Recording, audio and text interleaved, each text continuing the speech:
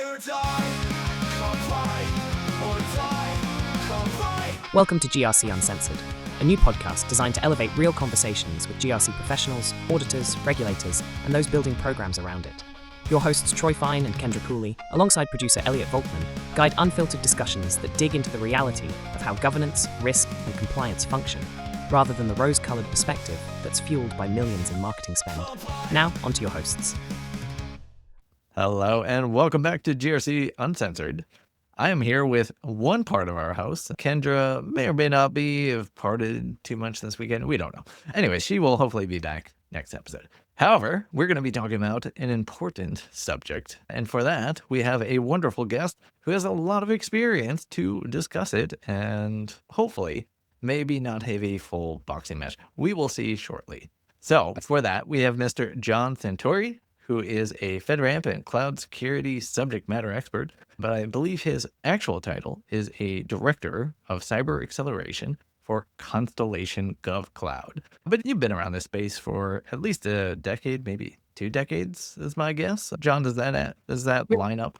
About 8 years. So, yeah. You were close, Elliot. No, not at all. I've known Troy for about 11 years, and Troy got me into this business, but I used to be a coach. Yeah. John was a unfolds. client. John was a SOC 2 client of mine. That's interesting. All right. Yeah. Before we get to the actual subject, what was little TJ like? He didn't know my name was TJ, first of all, until he listened to one of our episodes today. Yeah, I had to prepare. No, so I worked for, it was a SaaS before, I think it was commonly used, that term. And we were doing SOC 2 stuff, and lo and behold, Troy was magically our auditor. And I enjoyed the process. I was kind of the technical point of contact. I enjoyed it. I was basically running the IT. It was a small company, so it's kind of weirdly phrased, but basically I ran the production systems and also took care of all the compliance stuff, and I enjoyed it. And then I had an opportunity to kind of switch to the dark side of FedRAMP. And I remember calling Troy. I don't know if you remember this. I'm like, am I going to be bored as an auditor? And I think I said yes. I remember the answer. So the answer was essentially, you get to see how other people do that, and that's really interesting. And I took that to heart. So there's some cases where I've had an opportunity to audit a system, and you see something really cool. You're like, oh man, I wish I thought of this. This is a great implementation. And then the flip side of that is, oh man, I could do this better in my sleep. Not in a million years would I set it up this way. So my background is as a Unix admin, IT operations guy, turned to the dark side. My current job, as you mentioned, at Constellation GovCloud. What we are is a platform as a service. It's designed to accelerate a FedRAMP ATO by onboarding other cloud offerings within our environment. Prior to that, I used to run the FedRAMP capability at Kratos, one of the big 3 PAOs. And before that is when I knew Troy. Yeah. I've got to ask. Oh, Troy, come on. You got to give me the moment here. Ask whatever you want. No. I feel like this is going to be a delete or not delete moment, but we're going to find out. So I would assume that was maybe your first experience with SOC 2, and then you ran into Troy, or have you dealt with that before? No, that was the first time, right? And so that was about 11-ish years, maybe 12, something like that. And most of my background had just been the IT operations side. And lots of times folks weren't really worried about some of those compliance frameworks. When I was a .com guy, there was, if there was SOC 2, we didn't get it. That was the SAS 70 stuff back in the day. So yeah, it became sort of a necessary thing for somebody playing in the cloud space. And the owner was pretty strict about it. I think he had customers that wanted it. And we went through the process. I actually enjoyed it. It hit some kind of... It's 2 enjoys, by the way, one podcast for doing a SOC 2 audit. I switched my career into this. So I love it. No. Yeah.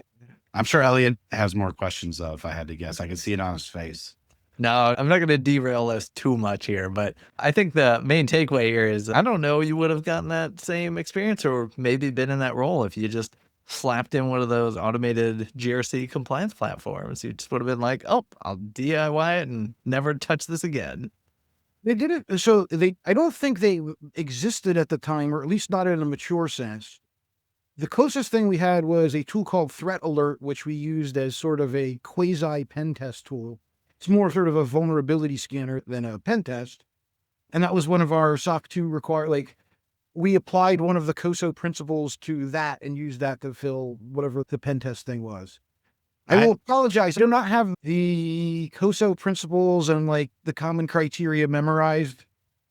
I do have the NIST stuff. It would have been 4.2. It was 20. Don't worry. Yes, I have it memorized. But I do have a question. Then we'll get into the real point of this episode. Okay. Do you actually feel that having to be in compliance, for lack of a better phrase, with SOC 2 when you were at that company made you guys a better company at that time? Or did you feel like it was a paperwork exercise and didn't actually help? So there's a couple of things in place, right? And I've said this since then and continually. Getting a compliance certification, whatever we want to call it, is largely a marketing thing. However, the exercise proves that you have sort of a mature posture, or at least a reasonably mature posture. Nobody, not a SOC 2, not a FedRAMP, is going to guarantee that your system is bulletproof. Something is going to happen. Hopefully those exercises make you mature enough to respond. When something happens, we've got the capability in place to address it correctly.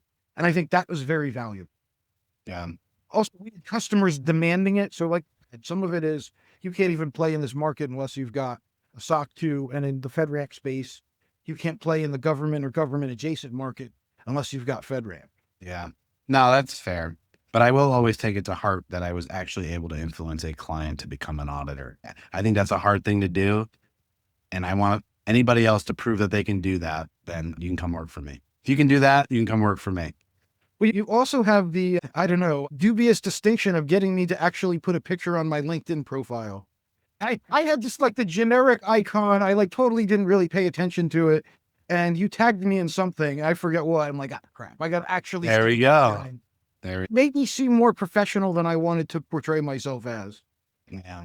We can probably talk about this forever. Yes.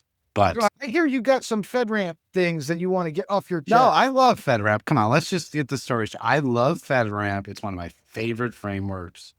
I'm just throwing it out there. FedRAMP's my favorite. We're going to leave it at that. But this whole FedRAMP 20x thing, it's a very interesting project, we'll call it. This is an inflection point, I think, in compliance. And I'm very interested, and I've been following it for the last 4 months. In fact, I've been following FedRAMP more than any other framework, even SOC 2, in the last 4 months. I'm just very interested in what's going to happen with all this. But for our audience, I think it'd be nice if you could just at least explain what the purpose of FedRAMP 20x is, why they're doing it, why are they doing it now? What are they trying to accomplish? Okay. So first of all, while I am very sort of engaged in the FedRAMP community, I don't deign to speak for FedRAMP. And if you've been on any of those 20x calls, they have that disclaimer that I'm not going to do the disclaimer, and I'm not going to pretend to get in Pete Waterman's head or any of the other folks in the FedRAMP world. I've been doing FedRAMP for over 7 years. One of the things I think has sort of changed things, the previous way that things were done wound up getting Pete actually said it in one of his, when he was sort of kicking off 20x. The time of triple checking packages, it needs to stop. I mean, things were in queue for a year. So you do an assessment and then a year would pass if you were lucky, and then you get review and get authorized. And that, by the way, is not a function of the folks involved. I think it was just the structure, the bureaucracy, so many levels of who gets to approve this, that they wanted every I dotted, every T crossed, and it became a little bit more paperwork than it maybe needed to be. We won't get into any of the sort of political things as far as what's changing government-wise, but Pete Waterman came in as the new FedRAMP director. I think he was trying to automate some of the mechanisms, trying to streamline the process. I know, again, we were talking about it took about a year or more to get through a FedRAMP review. And one of the things he tried to do is sort of clean that up. And I've seen a lot of other packages get through just by looking at the FedRAMP marketplace in, months. I'm also a little step removed because I know a lot of work for the 3PAO. So I know how the sausage is made, but they may be using newer sausage grinders than when I was doing it. So Are they quality grinders though, at least, John? stainless steel, man. Hey, so you're saying that the main purpose, streamline this, get rid of the red tape, make it easier for cloud service providers to get their cloud service offerings authorized. Is that Yeah, it's a reasonable summary. I mean, make it cheaper, make it faster, make it so that the government has the opportunity to use more, commercially available technology, that kind of thing. So that my understanding is that's generally the motivation. Again, I don't want to try and speak specifically. I think from a goal perspective, that's a laudable goal. Yeah, no, I mean, that's what FedRAMP, the problem that people have had, the challenge with FedRAMP is that it takes too long, it's too much money. You have to find an agency sponsor to go through all this, right? Yeah. It's like, how do you find an agency sponsor? Like, what do we do first? We build our FedRAMP controls. Do we find a sponsor first? How do we get our sales team? Like, it was just a lot of like trying to navigate, like, what do we do first? And how do we explain this to the business? And I think I don't know if that's not, I don't think that's going to go away completely, but it's going to be reduced a lot is what it sounds like they're trying to do. Yeah. And I think the whole, is this a feasible market to go into?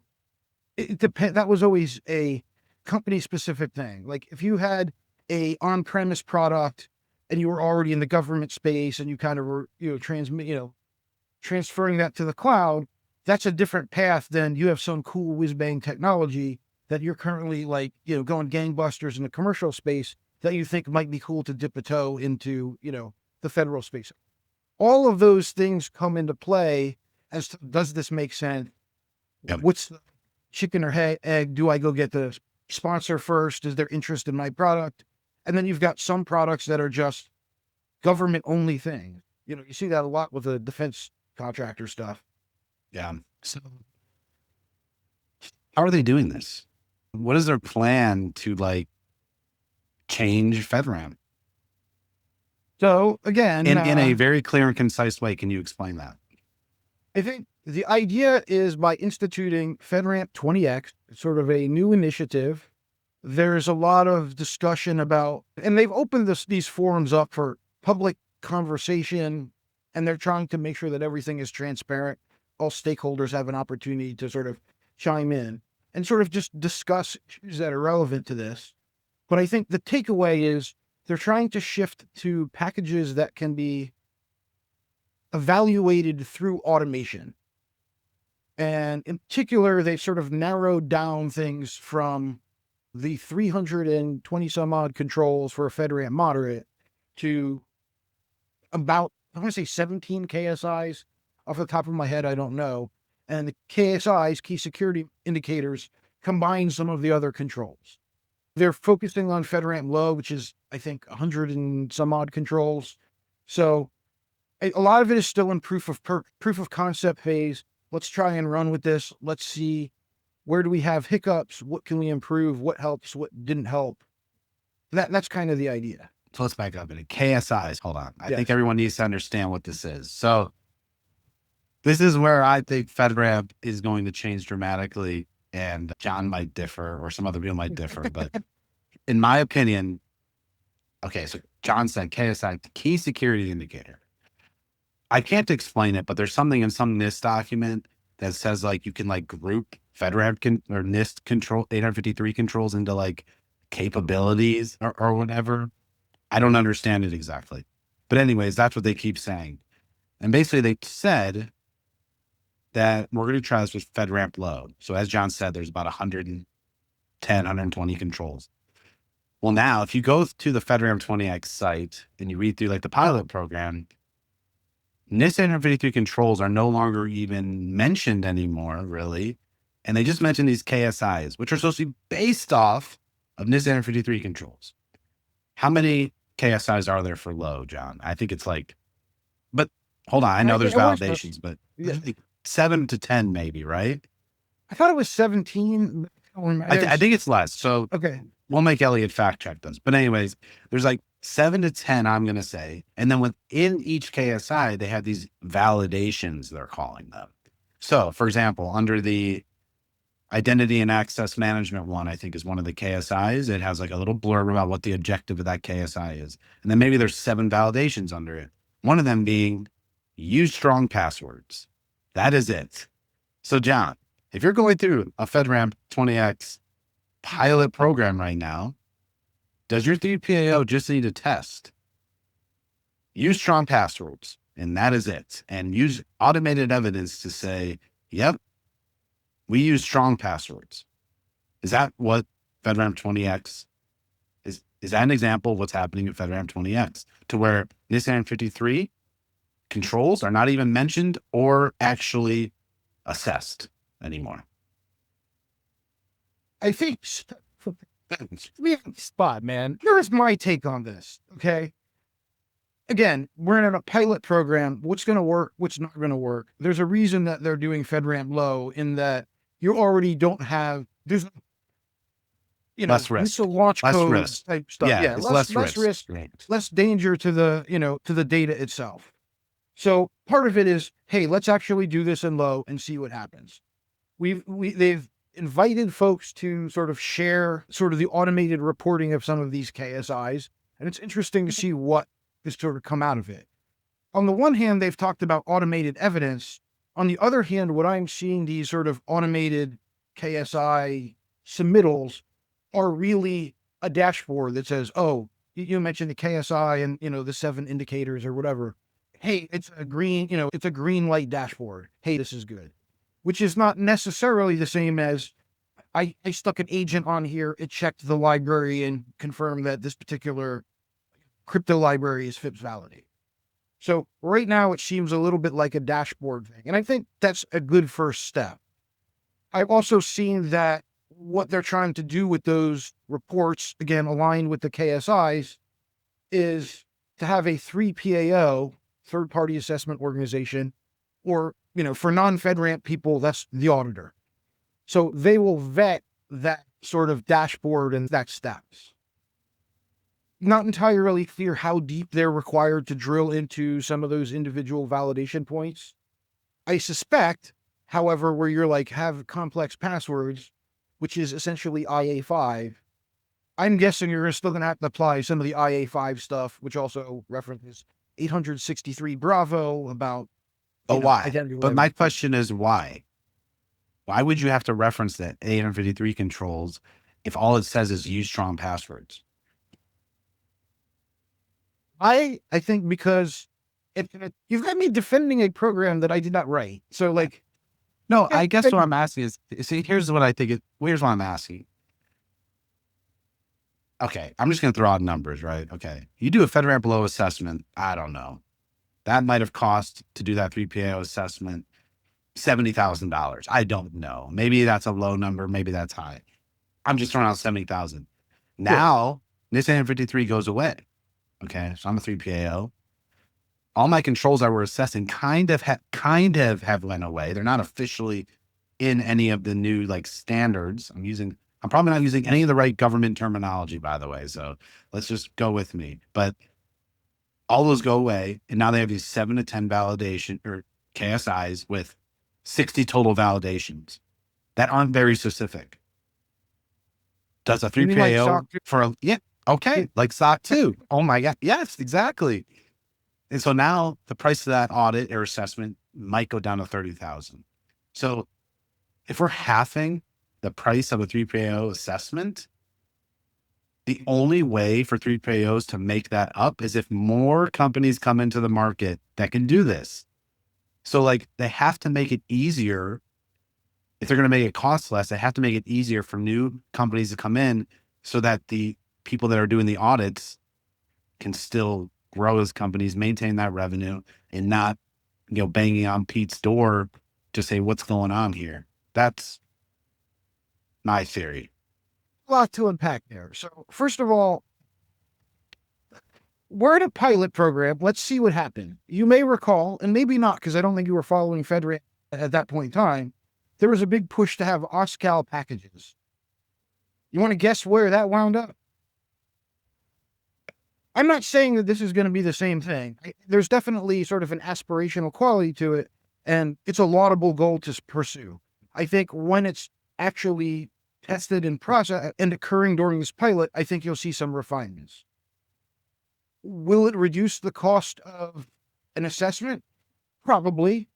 Will add some, they're starting to do a lot more automated stuff associated with that. Will that open up the market for sort of compliance automation tools? Possibly. Yes. But we don't know how this is all going to play itself out. I know that StateRAMP, GovRAMP, formerly known as StateRAMP, is involved in some of these discussions. I've been kind of watching what they're doing. I think they're trying to almost curate some of the FedRAMP stuff, and they've got their own working groups in alignment. So it's could, like, just because FedRAMP goes this way, does that mean that GovRAMP is going to follow? We don't know. So there's a lot unknown at this point. True, but I guess there's another piece to this too that maybe Elliot might find interesting. Okay.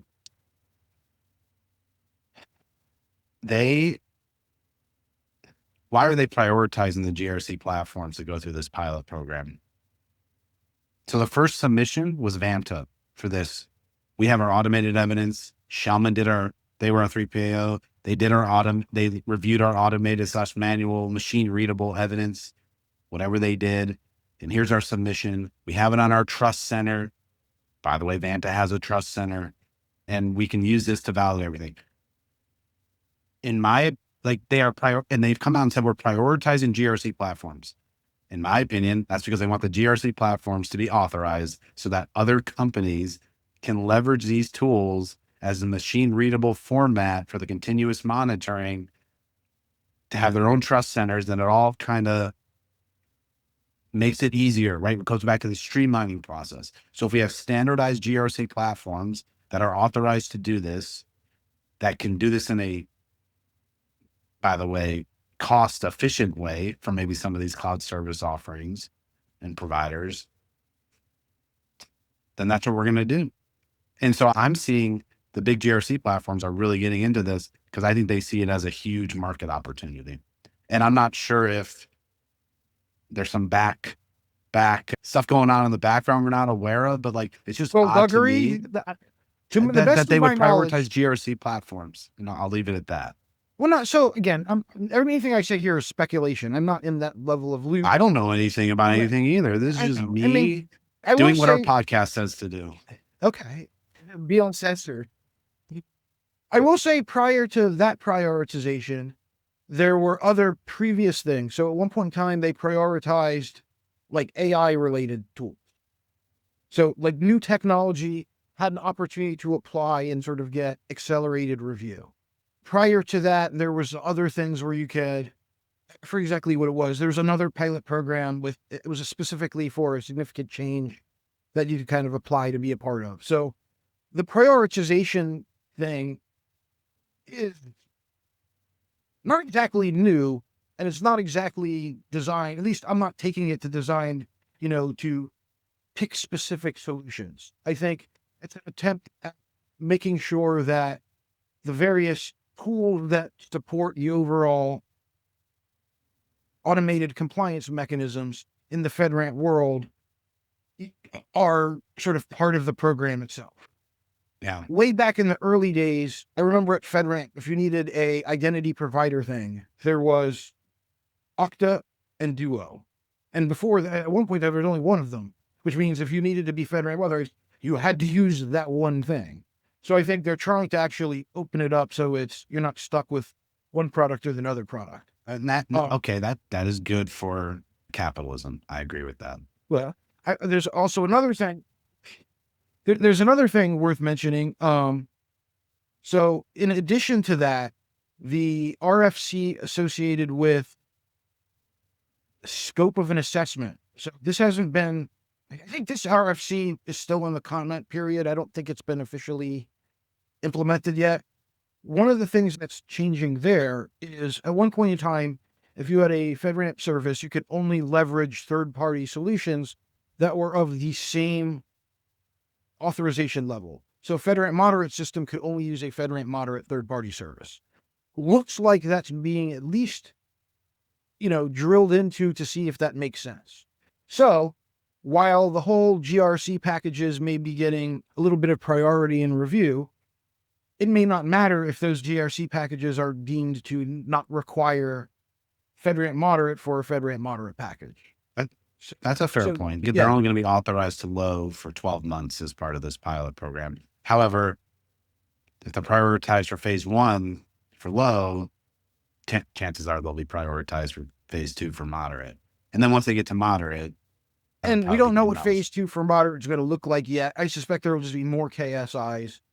But also, and to the credit of FedRAMP, right? So when it used to be you're in a queue for a year before you get reviewed, those things are turning over pretty quickly now. I don't know the metrics, but like weeks, months, a lot more speedy. Yeah. Does being prioritized make that much of a difference now? Because if you're at the bottom of the queue and you're at the top of the queue, if you still get through in a month and a half. No, yeah, but I think it has to do with the machine readable evidence, right? They want a standardized format. So if they have these GRC platforms that are building the standardized format and they've already authorized them and kind of used it as examples, part of their own packages, I think it increases that speed that you're talking about because they'll be comfortable. Like, oh, we've seen this 15 other times with a Vanta customer. Look, we recognize this trust center. We trust this trust center because 3PAOs are validating it. Like, and by the way, I don't think this is necessarily a bad thing. I just think that the cost of everything is going to go down. And there's going to be people that aren't happy with that. And there's going to be some winners and some losers. And in the SOC 2 world and the ISO world and every other world, guess who the losers usually are in terms of revenue when it comes to this? It's the auditors. That, unfortunately, that's the truth. So I've seen this play out before, and the same story, it feels like the same story, just with different characters. That's all. Some of the same characters, by the way. We'll also want to see how does this actually, one of the things, Pete said in one of the question and answer sessions. So what's plan B if this doesn't work? If plan A is this 20x thing. If it doesn't work, we just revert back to what we'd done before. And I hope I'm quoting him correctly. I'm going from memory, but so a lot of this is, let's see what happens. I think there's definitely going to be changes. I think there's definitely going to be, refinements. I do not know. So all of this is sort of at the FedRAMP side. Nobody's talked about the agency side. Let's pick an arbitrary agency. I'm going to make a fake agency. There is no. I bet I know the one. Because you always make the same fake one. The Department of Forestry. Yes, there is the forestry. He always uses that. Yeah, but my fake agency is the Department of Forestry. Is the Department of Forestry going to accept these KSIs and issue the ATO for use in their environment? We don't know. I don't know. A lot of this has been happening at the FedRAMP side. I don't know how much input some of the agencies have had. I think the VA is involved. I know at one point in time when there was the jab, it was DHS, GSA, and a DOD representative. So I don't know how this is going to be consumed by an actual agency with an agency as a customer. But are you saying an agency could just not accept this and say you have to do what you were doing before? Not clear what the agencies are going to say. The agencies always could have their own requirements above and beyond FedRAMP. So if you're a cloud service provider trying to go through FedRAMP right now, what do you suggest they do? You are a cloud service provider planning to go through FedRAMP right now. First of all, what is your motivation for doing so? So I think I mentioned this earlier. From the government. You have a relationship with the government, right? Do you already have let's say this. Somebody that, you're right. Okay. Somebody that has no their sales team wants to try to get into the government space. They've had interest. what would you tell them to do? And they're getting like, sales is going to security and saying like, hey, we heard about, we might need FedRAMP. What would you do as a company in that type of situation? So what I would recommend, and again, one size doesn't fit all, but if you're looking to sort of expand into that market, I would have your federal government public sector sales team try and foster relationships with potential agency customers or government adjacent, like so a defense contractor, somebody else is playing in kind of that world, and ensure that there's actual real tangible interest. So I wouldn't say do this on spec, build it and they will come. No, I think I would go and say, oh, I'm going to go pitch it to the Department of Forestry. I have this cool tree widget analysis tool. And if they're like, great, this is great, then at that point in time, then I would sort of say, okay, forestry, what do you want to do? Okay, FedRAMP, what's the current state of the market? What's the state of, the compliance rules? And then execute it that way. A number of years ago, when state ramp was still sort of in its nascent period, similar advice there. If you have a market to go into state stuff, because they've changed, there's a lot of growing there. Don't necessarily build to spec, develop the demand, and then once you've got something solidified at the demand level, then you go and see what the spec is at that time. Make sure, coordinate with FedRAMP, an agency, GovRamp, whoever, so that you're in that loop and then you build towards the requirements at that time. That's when you don't know that something is necessarily carved in stone. So we're definitely in an area of what is this going to look like in the next 6, 8, 18 months? I don't know why I picked 6, 8, and 18. So you wouldn't suggest somebody to go through submit for the pilot program? It might be too late. I don't even know. It might be too late. By the time this thing goes out, I think the pilot program might be over anyways for the submittals. If you think that, so the pilot program's a little bit different animal. I mean, I guess I was thinking FedRAMP in general. So, but that's fine too. It's like if you're going through FedRAMP moderate and you need moderate, you're kind of saying business as usual, like you would have done before. Yeah. If you are in a position where the ability to do some of these KSIs, the ability to automate that in your stack, I don't think it would hurt, right? It doesn't guarantee that you're going to have a customer though. It just means you're going to go through the FedRAMP process. Again, who knows what this is going to look like? You mentioned sort of the early adopters. A bunch of them are, in fact, GRC tools. Why? Because they want, what's their motivation? Is it to sell to the government? Is it to be in that whole space? Everybody's motivation is a little bit different. But if I were doing a small, let's say I formed my own SaaS, we'll call it widget.com, right? If I think that there's a market for the government, and depending on my architecture, maybe it makes sense to try and tool some of that stuff into it. Maybe it makes sense to sort of have a partnership with a 3PAO or an advisory organization or what have you, so that I'm almost future-proofing some things. I think obviously the industry is going to move towards compliance-related automation anyway. So let's start working on it. Let's sort of, instead of bolting it on years later, let's kind of do it at the early stages and see where it goes. Certainly it wouldn't hurt. Will it actually improve your ability to tap into the federal market? Possibly. Do you think all this is going to lead to FedRAMP becoming commoditized? You've been waiting a couple of weeks to ask me that question. You want the commodification of FedRAMP? No, I don't want it. No, when I say commodity, you like that topically speaking, because I know in my opinion, of SOC 2 stuff. So here's what I think. In my opinion, if you have more people going through FedRAMP, more cloud service offerings on the marketplace for the government to use, that should be a better thing, right? That's a good thing. It's not bad. Right now it was I think after like 5 years, it had like 300 in them, 10 years, it had like 300 in the market, which is like very slow and then not good. So I'm hoping the agencies want more ability to use cloud service providers, and they're the ones that are also pushing for this, but I'm not sure, as you said. So overall, I think that's a good thing if it becomes easier and less expensive for people to do this. But, you're going to have those naysayers out there that say, hey, if we're not auditing against NIST 853 and using the assessment I forgot what they're called. The Anyways, 53A test cases or the testing. If we're not doing that, 837 RMF. right? Yeah. If we're not doing 1,000 of those, we've made this worse off, and where it's bad for security, and we've made it worse, right? So you're going to get both sides of this. Usually that means we end up somewhere in the middle, right? We won't use these KSIs. We won't use this 53. There'll probably be some other solution that is right in the middle. That's probably where we'll end up. But that's kind of where we're at. You're going to have people saying this is bad and this is good. And that's what I'm getting at. So a couple things, right? And I said this early on, right? When you asked me about what was the value of doing a SOC 2, or, did I think that was a useful thing?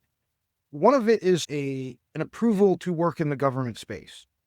By no means should an organization not evaluate their risk and not evaluate their security posture as a separate goal entirely, or they're combined. But just because you have a SOC 2 or FedRAMP, whatever FedRAMP looks like, doesn't make you have a good posture. So you want to look at, strategically, they're related, but they're not necessarily the same. And as an auditor, like lots of times I'd say, there's the way to satisfy the control, and then there's what is the right way for your organization for what you're trying to solve. And sometimes that's a lot more complicated. So I'll ask you this. Let's say there was two companies. Company A only has a SOC 2 Type 2, has 80 controls, maybe ISO 27001 certification also. Company B, they only work in the government space, and they have FedRAMP moderate, 350 controls they have to meet on an annual basis. They have continuous monitoring from PLAMs every single month that they get their vulnerabilities. Which company is more secure right now, in your opinion? probably the 850, the one under 8. Not very more secure, but I know they've gone through a more rigorous process. So if that gets closer to SOC 2, if the FedRAMP process gets easier, and are people, see what I'm getting at? People are going to start to be like, oh, now you're less secure. I mean, there was always a whole thing between it's cooler to be FedRAMP high than FedRAMP moderate. That sounds better. I've never said that at a party, John. I've never said that at a party before. It never worked. You got to come to AWS reInvent, man. Well, the 3 PAOs, man, we'll show you a good time. Elliot works for Microsoft. How could you promote AWS right in front of him like that on his podcast? Don't let him terrorize you. You are more than welcome GCP. to. You can talk AWS all you want. Maybe not GCP. Delete. No, I'm just kidding. Oracle Cloud, anyone? Alibaba, I heard, is selling a lot lately. People are lining up for that, especially in the government space. You completely derailed me. I don't remember what you were asking. And what I was asking which company would be more secure in that situation. And you said high is better than moderate, and I made a lot of times that was just like that. I didn't say it was better. I said it looks better in a marketing thing. What the fundamental principle of security, right? You want to understand the value of the assets you're trying to protect, right? You don't put a $1,000 fence around a $5 thing. I think one of the things that has happened with some of FedRAMP, people would go, oh, I'm going to default to moderate. I'm going to default to the 300 controls. There's a thing called the FIPS 199, which evaluates that. And, I think sometimes people were stricter than they needed to be given the nature of the data. If you say, is a company that's got FedRAMP moderate more secure than one that's got SOC 2? Maybe not. Until recently, Atlassian did not have FedRAMP. Do I actually have a reasonable amount of faith that Atlassian was keeping my data secure? Yeah.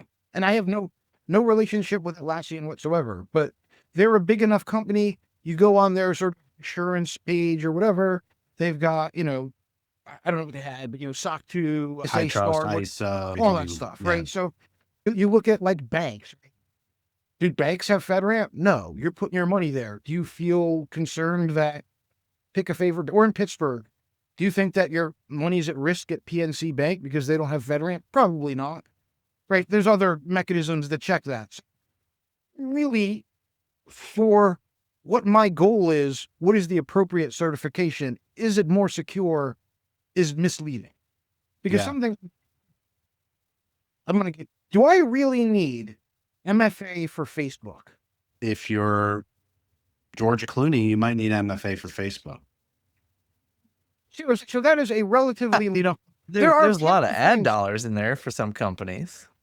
That's on the That's company true. side, not on the consumer side, right? Or not even consumer, right? The free users. There's a lot of things that they're putting MFA in. Do you really need MFA for an innocuous, low stake, low data, safe thing? Yeah, from a And business I use that as an perspective, example. I'm not sure I think from a Facebook business should run it. perspective, it's a lower tier system to worry about. I would Correct. agree from that, Yeah. unless your like business is somehow tied to Yeah. Facebook. So your But Steam account, do you need MFA for your, Steam video, whatever? I mean, now I'm going to get the dog pile on, because of the Facebook thing. The point is, a entertainment related activity is a lot different than something that's got PHI or has got missile codes or defense stuff. Signal marketing is notwithstanding. lower tier than mission critical data. Yeah. And the consumer gets to decide how mission critical their data is and evaluate the compliance framework based on that. Yeah. That's really, I know you've mentioned sort of the market decide what's the appropriate, framework.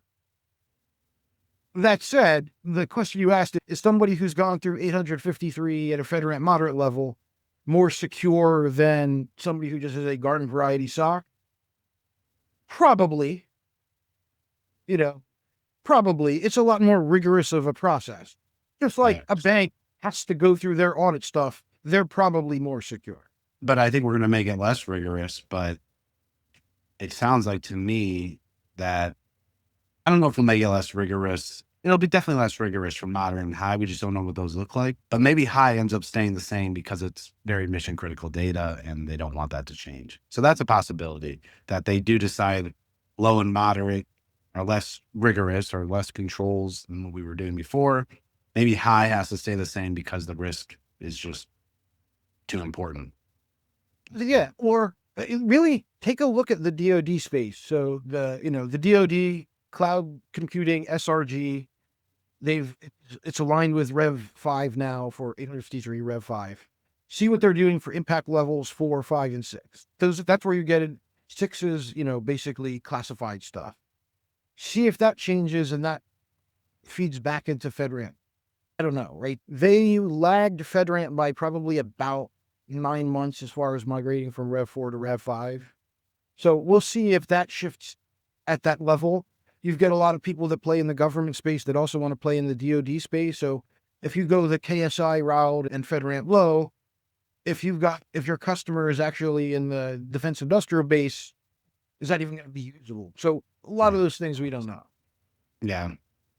I don't think the people running this FedRAMP change know either. They really want the market to figure it out. That's the theme I've kind of gotten at, is where it's like, they're not really telling you like what they want. They'll give feedback, but they really want the market to come up with the answer and they'll decide if it's a good answer. But it isn't a bad way to go about it. I kind of agree, but there's a lot of ways to look at that, but I think, not speaking to the pros and cons of individual details, I think philosophically the idea is to make it an easy process, and nobody has said this, I'm kind of using this, but almost to crowdsource those mechanisms. And that, like you said, I don't think that's necessarily a bad thing. And any agency or government customer still gets to determine if it's to their standard. They could require an entire assessment on their own. They could do whatever they want. Like, there's even prior to this, FedRAMP was FedRAMP. That doesn't mean an agency needed to use it. There was actually, I don't want to name any company names. There was a point in time where there was one tool that had FedRAMP ATO, and there was a certain agency who refused to allow that particular tool. That eventually got resolved, but so just because you have FedRAMP doesn't mean that it was acceptable. And agencies can still do whatever they want. That's really interesting. I never thought about that, but and then different agencies have a different level of rigor. Plus, with all the stuff happening in government and DOGE and all that, I don't know what the agencies are looking like now. I don't know how they're staffed or whatever. But we did have some agencies who were less educated on the FedRAMP process. So they would be inclined to be sort of easier in their review. And then you'd have some that were, really involved with FedRAMP and a lot more rigorous. And there was always the trade-off. If you go down the rigorous path, you know that you're golden going forward. If you go down another path, sometimes things that you thought you were doing correctly when you do your annual assessment, you have to recalibrate a few things because you thought you were doing it right. You were doing your Kanban meetings. Nobody was sort of guiding you. But, that's sort of neither here nor there. You're always going to have different agencies approaching different things.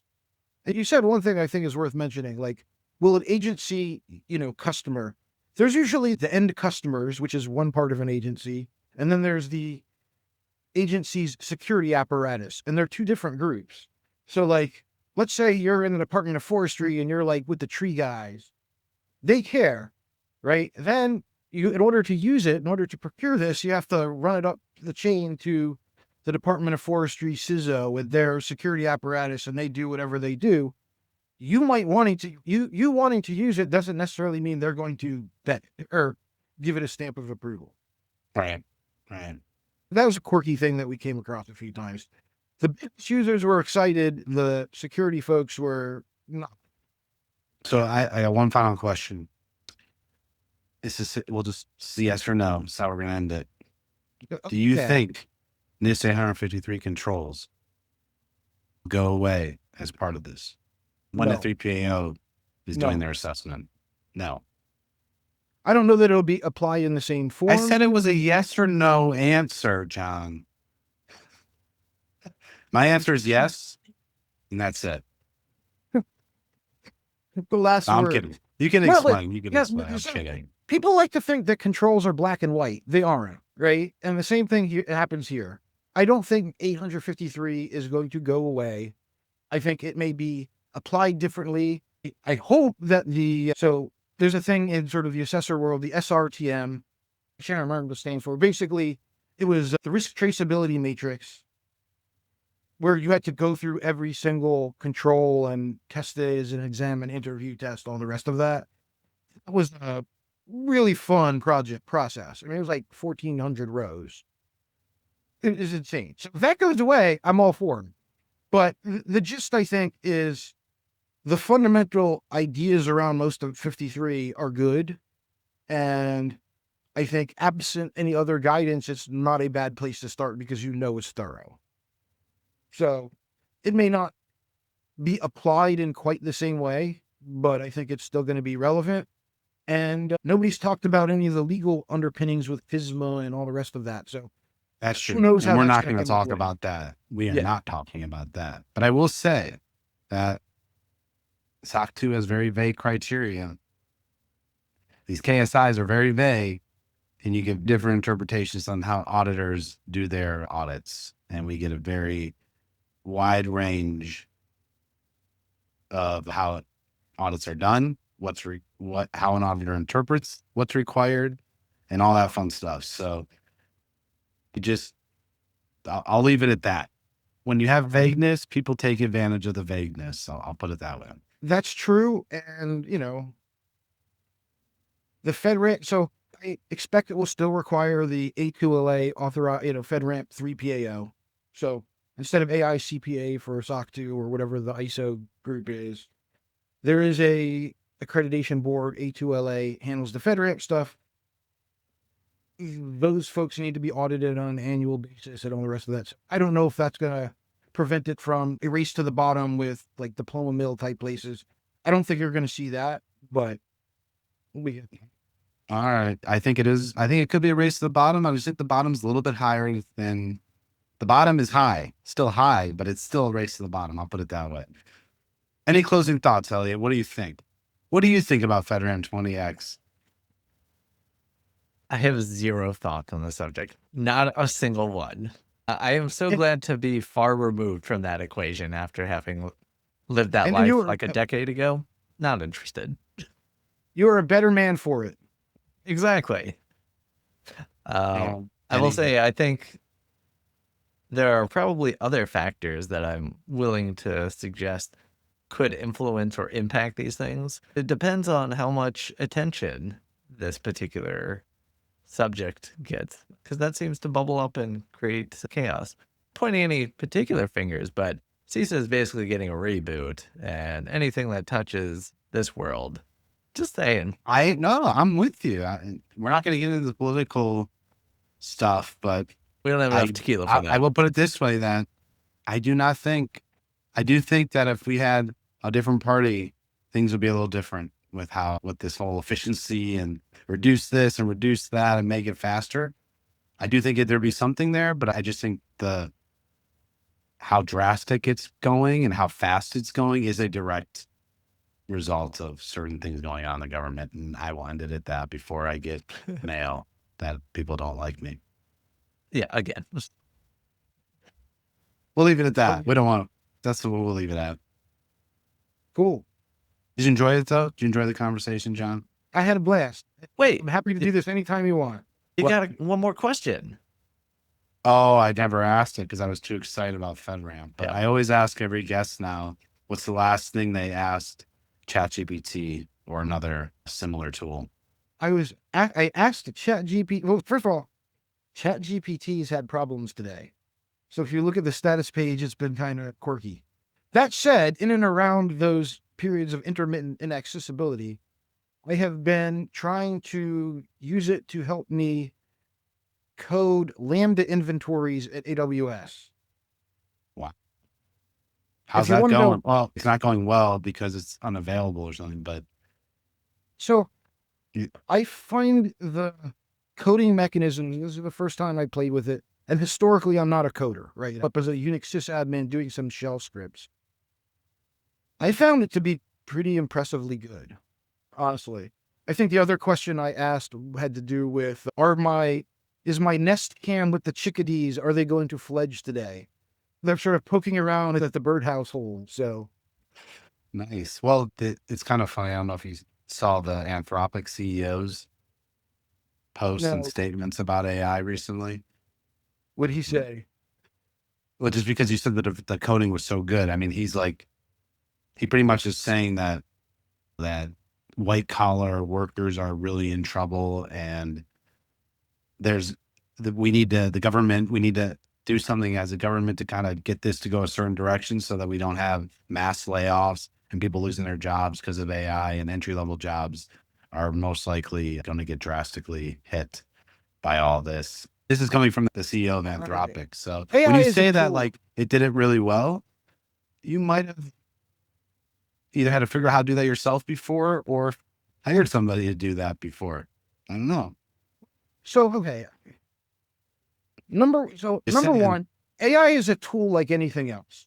Okay. You still need to have a human vet it. You still I had to tell it what I wanted it to do. Right. So I didn't have to get into the syntax of the AWS CLI. That was nice. The logic itself, it's helpful to have it parse that out. The tool. So just if you have a plumber, you need to know how to use a pipe wrench. Pipe wrenches didn't totally put plumbers out of business. That's a little bit of an absurd analogy. And AI is doing a lot of interesting things, but, and some jobs may be less relevant. Some jobs may become more relevant, just like everything else. So I'm not particularly concerned isn't the right word. I don't think it's going to be. I will just say this though. Skynet is not coming to get us. Well, I don't know what's going to happen, but I think it's worth a discussion, Elliot, on another episode. We should discuss that article. I sent it to you. You should read it. You guys should all read it, but I'll say this. I'm going to tie us back to FedRAMP. The forums, I'm sorry, but it is clear to me that when there's feedback on things and they're 20 pages long and they're perfectly grammar and perfectly written, I don't believe that AI is not assisting with these responses because they are it just doesn't even sound real sometimes, in my opinion, some of the responses. So I think it's being used for that. Is that a bad thing? Even first of all, I believe GSA has an internal use thing, but is that really a bad thing? No, I'm just telling you that AI is being used. Sure. They used to tell AI jokes whenever any of those working groups. I'm just saying, eventually, there's no human that's needed. AI, review this. Tell me if it's good or bad. Boom, here you go. There is no human needed for that. So if AI tells you it's good or bad, that's telling you, Troy, a human. I'm just when you telling get to you determine what's whether going you think on. it's a good- I'm just telling you that, like, if someone's just going to use AI, I'll put it this way: if someone's going to put something into AI and say, "Review this for me," and do it, and then just copy and paste it into something else, what? You don't need a human. Like, The ironic That's all. thing is I'm you just- thought, I'm you saying. thought we were going to throw down on FedRAMP, but instead we're throwing down on AI.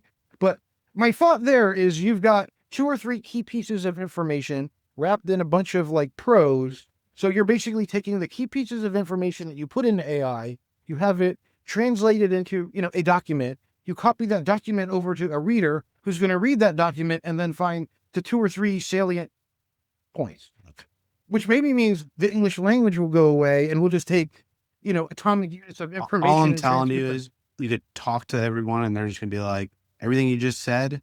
Put agentic AI here. Put agentic AI here. This AI, I'll talk to this AI, and we're just talking on the podcast about flowers growing outside because we have nothing else to talk about. No, But this is a that's deep the fake, dream, man. This is me. This is an AI chatbot.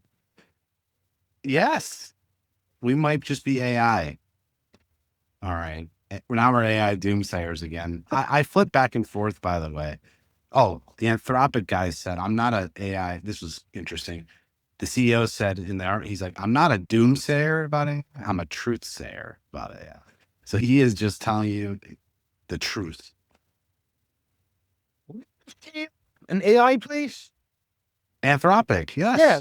That's what I mean. So like, this is not a complete unbiased opinion. He probably used AI for all his statements.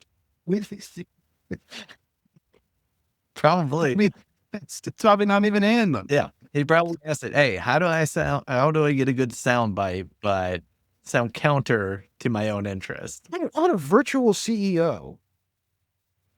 What? Yeah. Like, Yeah, so like, replace CEO. instead of a CEO, have a AI thing, and you're like, okay, here's the monthly or the quarterly reports, which were generated with AI. Yeah, Troy, you get your own business now. You can create your own CEO boss. Let us know how that works. It probably would do better than me. So maybe I'll think about it.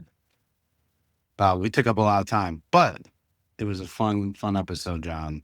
And I'm gonna let Elliot close this out. No, that was the closeout. We're just killing it right there. All right, stay tuned. We'll see you next episode. Maybe it'll be about AI, but who knows? See ya.